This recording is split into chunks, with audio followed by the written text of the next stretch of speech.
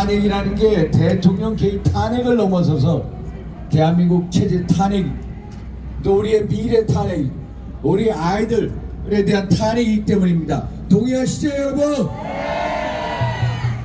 안산시 12월 3일 민주당 정말로 비상계엄에 대해서 묻지도 따지지 않고 그냥 내란이라고 규정짓고 대통령을 내란의 수괴로, 저 윤상현을 내란 공범 1호로 몰아붙였습니다. 그런데 여러분 한번 생각해 보십시오. 대통령이 뭐가 못해서 상식적으로 왜 국헌문란의 폭동을 일으켰다? 여러분 동의하십니까? 동의 안 하시죠?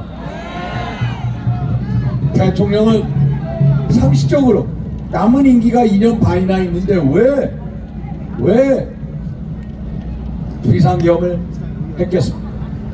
답은 어디에 있습니까? 민주악당, 저는 민주당은 민주악당이라고. 맞습니까? 민주당은 민주악당이죠? 민주악당의 이재명과 그 사람들 때문 아닙니까, 여러분?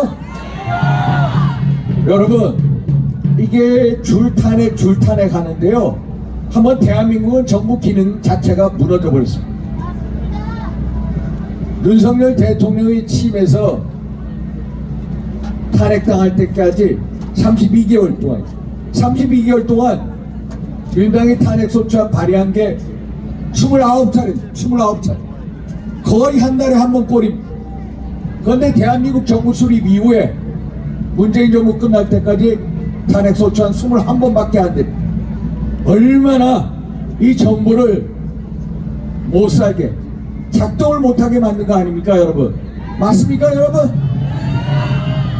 또 특검법 해가지고 23차례, 그래가지고 무슨 나눠주는 법안 잘 아시죠? 파퓰리즘 법안 껐다가면 법안 만들어가지고 나눠주자, 안 그렇습니까? 그거 누구 돈입니까? 여러분들의 재산 아닙니까? 여러분들의 세금 아닙니까? 근데 마음대로 나눠주겠다고 하고, 그래가지고 번번이 저희가 지금까지 법권 행사한 게 38차례.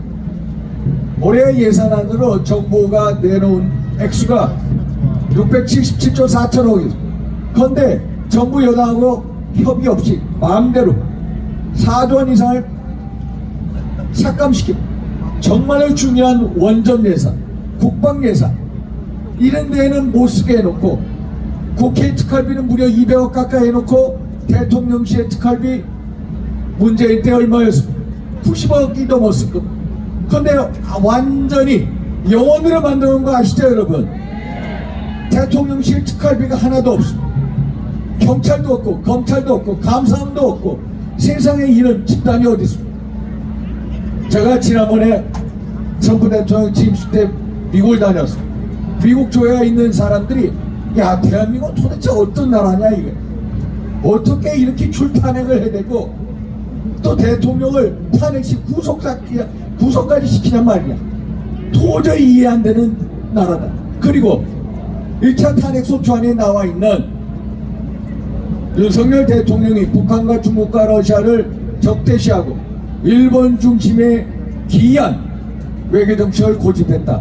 이게 어떻게 탄핵소추 사이에 들어갈 수 있느냐 말이다. 맞습니까, 여러분? 한마디로 이 사람들의 이런 행위 왜 이렇게 했겠습니까? 결국 12개 혐의에 5개 재판 받고 있는 이재명, 민주학당의 이재명 대표를 살려고 그런 거 아닙니까, 여러분? 맞죠, 여러분? 동의하시죠? 결국 이런 식으로 윤석열 정부의 기능을 한마디로 심정지 시켜버린 겁니다. 심정지 시켜버린 겁니다. 완전히 활동을 못하게끔 만든 겁니다. 이게 바로 사실상 내란행위 한 거 아닙니까, 여러분? 사실상 정책 모반행위 한 거 아닙니까, 여러분? 맞습니다. 그래서 지금 헌재에서 탄핵심판 절차가 진행이 되고 있습니다. 허영 경희대 명예 교수님, 대한민국에서 최고의 헌법학자, 중앙대 이노 교수, 유명한 헌법학자, 이런 분들이 계속해서 얘기하는 게, 세계 헌정사를 보면은 대통령의 국가 기득권 행사를 가지고 대통령을 내란죄로 처벌한 사례가 없다는 겁니다. 여러분 꼭 아셔야 됩니다. 알고 계시죠? 이제 아시죠? 이노 교수님 뭐라고 그러는지 아십니까? 비상계엄은 통째이다. 비록 위헌이라고 할지라도 처벌할 수 없다는 겁니다. 왜? 고도의 통째이기 때문에. 알고 계시죠 여러분? 여러분, 국회의원들이 그렇게 탄핵소추안 난발했어. 그로 인해서 국가가, 정부가 피해본 거 얼마나 많습니까? 안 그렇습니까? 그거에 대해서 국회의원 책임집니까? 안 집니다. 국회의원이 법률을 만들었습니다. 그 법률이 잘못된 법률입니다. 그래서 6개월 후에 잘못된 법률이다, 헌법재판소에서 위헌법률 심판 났습니다. 그러면 6개월 동안 피해를 받은 국회의원들 책임집니까 여러분? 국회의원 책임졌다는 소리 들어봤습니까? 못 들어보셨죠? 결국 법률 제정권자의 국회의원 책임지지 않습니다. 비상계엄이라는 것도 결국 대통령에 대해서 똑같은 논리가, 법리가 작동된다는 것, 그래서 처벌할 수 없다는 것, 이게 최고 법학자들이 얘기하는 대통령 처벌할 수 없다는 규정입니다. 여러분 아시죠? 이제 왜 우리가 대통령에 처벌할 수 없는 그 법리를 여러분들이 아셔야 됩니다. 여러분, 이번 대통령의 탄핵 구속 사태를 보면서 제가 왜 광장에 뛰어나온지 아십니까? 대한민국의 법치주의가 무너지고 있기 때문에, 대한민국의 자유민주주의가 무너지고 있다는 것을 제가 목도하고 있기 때문에. 여러분들 그런 거 아닙니까? 맞죠 여러분? 네, 맞습니다. 내란죄에 대한 수사권이 없는 공수처가 수사를 한다고 영장을 발부, 영장 발부부터 문제가 많습니다. 소위 말해서 중앙지법에 대해서 12월 6일날 12월 8일날 대통령을 피의자로 한 영장을 청구해서 기각당한 사실 아시죠 여러분? 그래서 서부지법에 가서 영장 쇼핑한 거 아시죠? 영장 쇼핑해가지고 결국 우리법 연구회원들 그 사람들한테 영장 청구받는 거 아시죠? 체포영장, 구속영장 일부러 쇼핑해서 받은 거 아시죠? 원래 근본적으로 영장 자체가 안 되는 겁니다. 그런데 중앙지법에서 기각당하고, 무려 중앙지법에서 요번에 내란 혐의로 수사하는 사람들 16차례 영장이 기각됐어. 동부지법에서 한 차례 영장이 기각됐어. 그럼 서부지법으로 돌렸습니다. 거기서 체포영장, 구속영장 때렸습니다. 그리고 나서 구속 상태에서 기소했습니다. 대통령이라는 일국의 대통령 자리까지 하신 분들도 이렇게 수사기관의 가압에 의해서, 압박에 의해서 이렇게 인권이 말살됩니다. 일반 서민분들은 어떻겠습니까? 더 힘드시지 않겠습니까 여러분? 그래서 여러분들이 광장에 나온 거 아닙니까 여러분? 맞죠? 헌법재판소는 어떻습니까? 헌법재판소 돌아가는 거 얼마나 황당합니까? 제가 오늘도 뭐 여러가지 헌법재판소에 대해서 얘기를 했습니다만, 우리가 12월 14일날 국회에서 탄핵소추안을 민당 주도로 만들었을 때 우리 쪽에서 12명이 당론을 반대하고 그쪽에 가담했습니다. 그래서 탄핵당했습니다. 제가 왜 송구스럽고 죄송하다고 말씀드리는 이유는, 우리가 분열돼서 그렇습니다. 누가 이렇게 대통령을 탄핵 상태로 구속되게끔 만든 당내 장본인 누군지 여러분 잘 아시죠? 이렇게 해서 너무나도 억울하게 당한 겁니다. 그때 민당 주도의 탄핵소추안에 보면은 내란죄 혐의를 가지고 80~90% 차지합니다. 그런데 헌법재판소 어느 재판관하고 짬짬이 해가지고 내란죄를 빼버리라, 그래야 빨리 끝난다 하니까 내란죄를 삭제했습니다. 그러면은 당연히 국회에서 탄핵소추 재의결을 해야 되는 거 아닙니까 여러분? 맞습니다. 재의결하면은 저하고 아는 안철수 의원은 자기는 내란죄를 삭제한 탄핵소추안이 했으면은 본인이 그때 찬성했지만 반대했을 거라고 합니다. 반대했을 거. 당연히 재의결해야 되잖아요. 맞죠 여러분? 네. 재의결 자체는 마음대로 생각합니다. 헌재법을 24조, 32조, 40조, 51조 위반인데 대표조 2개만 말씀드리겠습니다. 헌법재판소법 32조에 의하면요, 수사 중이나 재판 중인 사건의 자료를 송부할 수가 없다라고 했습니다. 송부 요구할 수가 없습니다.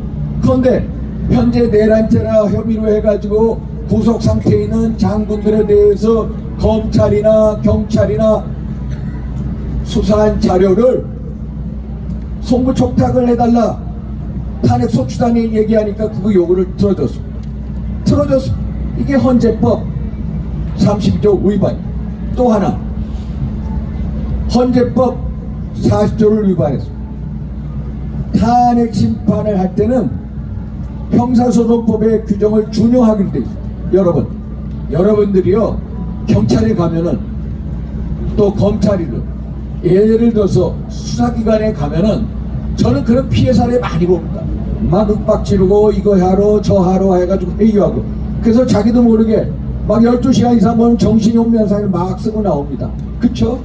그게 만약에 재판에 가면은 정신을 차려 보니까 야 이거 잘못됐어 이걸 고쳐서 이거 말이 안 돼 해서 재판 과정에서 얘기하면은 2020년 형사소송법이 개정이 돼서 검찰 등 수사기관에서의 증거 진술서에 대한 증거 능력을 인정을 안 해줍니다. 재판에서 얘기하는 것만 인정하게끔 돼 있습니다. 이게 2020년 개정된 형사소송법입니다. 그러면은 이번 내란죄 혐의의 관련자들에 대한 혐의를 수사기관에서 진술했습니다만 그게 재판 과정 또 헌재 탄핵 심판관에서 아 이거 아니다 내가 잘못 진술한 거다 이거를 부동의를 하면은 그 증거 능력을 상실하게끔 돼 있습니다.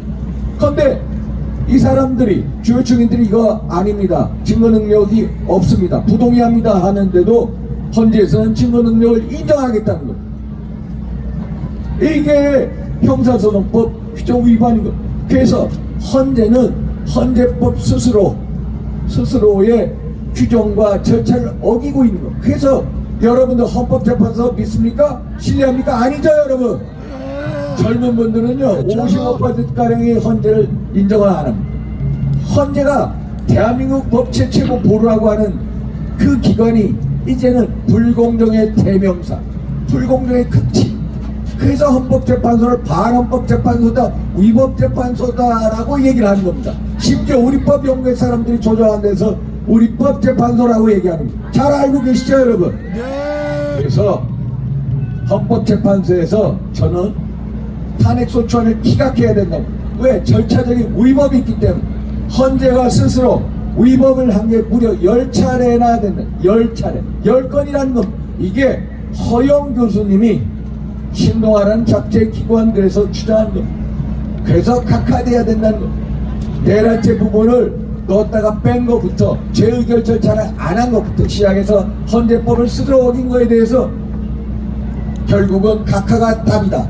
기각이 아니라 각하가 답이다라고 얘기하는. 동의하시죠 여러분? 그래서 우리가 많은 애국 시민들이 나와서 광장에 나와서 이렇게 외치는 이유가 있습니다. 우리의 자유민주주의, 법치주의를 되돌려다는 겁니다.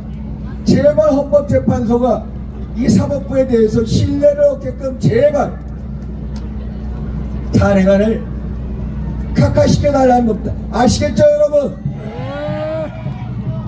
이제 마치도록 하겠습니다. 여러분 자유는 공짜가 아닙니다.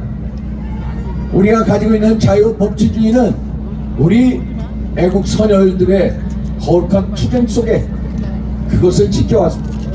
대한민국의 자유민주주의 법치주의가 최대 위기에 빠져 있습니다. 제가 말씀드렸죠. 탄핵 사태, 구속 사태의 본질은 대한민국의 법치주의가 무너지고 있고 법치주의에서 여러분이 광장에 나와 있죠. 여러분 동의하시죠? 동의합니다.